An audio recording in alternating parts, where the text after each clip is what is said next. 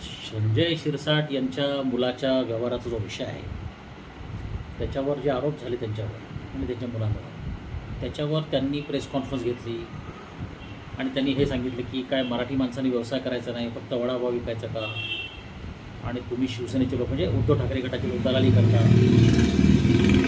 आणि त्यांनी बऱ्याच गोष्टी जस्टिफाय केल्या की त्या हॉटेलमध्ये असं आहे तसं आहे वगैरे. पहिली गोष्ट, मी कधीही कोणत्याही माणसाला जजमेंटल नाही होत, मी म्हणजे लेबल नाही लावत की तुम्ही असं करायला नको होतं, तुम्ही तसं करायला नको होतं. मी विश्लेषणात्मक होतं, कारण माणूस हा चुकांचा पुतळा आहे. म्हणजे माणूस हा टू एरर इज ह्युमन, चुकणं म्हणजे मनुष्य आहे, हे लक्षात घ्या.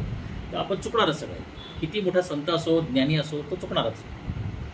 संजय शिरसाट यांची पहिली गंभीर विश्लेषणात्मक बोलता येईल, त्यांचे पहिला जो स्टँड आहे तो असा आहे की व्यवहार कोणी केला, त्यांच्या गुन्हाने केला, तर त्यांच्या गुन्हाने प्रेस कॉन्फरन्स घ्यायला पाहिजे. त्यांच्या गुन्हाने, आणि प्रेस कॉन्फरन्स घ्यायची गरज नाही, एक स्टेटमेंट द्या. जर तुम्हाला व्यवसाय करायचा ना शिरसाट साहेब, तर तुम्ही कॉर्पोरेट पद्धतीने डील करा. आता मोठ्या मोठ्या कंपन्या किंवा मोठ्या मोठ्या गोष्टींवर आरोप होतात, ते प्रेस कॉन्फरन्स नाही घेत. A businessman has to deal any subject with a very business mindset. तुमच्यामध्ये तो मराठी माणूस एकदम आक्रमक बाहेर येतो, असं नाही होत. तुमच्या मुलाने काय योग्य केलं, हे तुम्ही मंत्री आहात, तुम्ही महाराष्ट्राचे मंत्री आहात, तुम्ही सामाजिक न्याय मंत्री आहात, तुम्ही पुढे यायलाच नाही पाहिजे. तुमचा आरोप हो काही हो, तुमच्या मुलाचा विषय आहे, त्याचा व्यवहार आहे, बिलकुल त्यांनी बिझनेस करायला हरकत नाही, काहीच प्रॉब्लेम नाही. त्यांनी पुढे यायला पाहिजे, त्यांनी खुलासा केला पाहिजे. त्याची बाजू बरोबर असेल तर त्यांनी डिफेमेशनची नोटीस दिली पाहिजे. कळलं की नाही? कळलं. आणि तुम्ही तुमचा फेसबुक किंवा सोशल मीडियावर ठेवा ना की बाबा हे माझं स्टेटमेंट आहे. प्रत्येक वेळी तुम्हाला मीडिया जायची गरज नाही आहे, कारण बऱ्याचदा काय होतं की मीडियाचे लोक असे येतात माईक बूम घेऊन आणि तुम्हाला प्रवोक करतात, उचकवतात.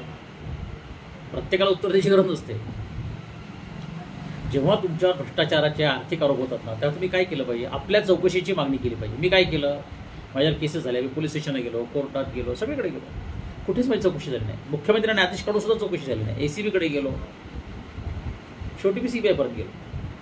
त्यांनी ऑर्डर्स काढल्या, प्रायम मिनिस्टर ऑफिसने ऑर्डर काढल्या, काहीच केलं नाही, कारण पूर्ण ट्रॅप होता. पण तो ट्रॅप मी एक्सपोज केला सायंटिफिकली.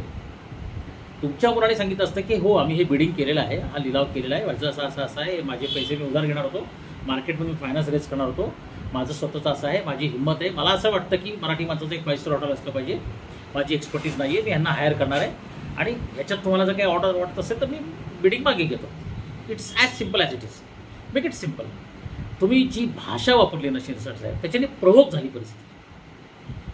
तुम्ही मिनिस्टर म्हणून महाराष्ट्राचे मंत्री आहात, तुम्ही तुमच्या मुलाचे वडील आहात वगैरे, त्याचा बिझनेस आहे, जबाबदारी घ्यायला पाहिजे वगैरे, हे आपल्या पोटचा गोळा आहे, बरोबर आहे, पण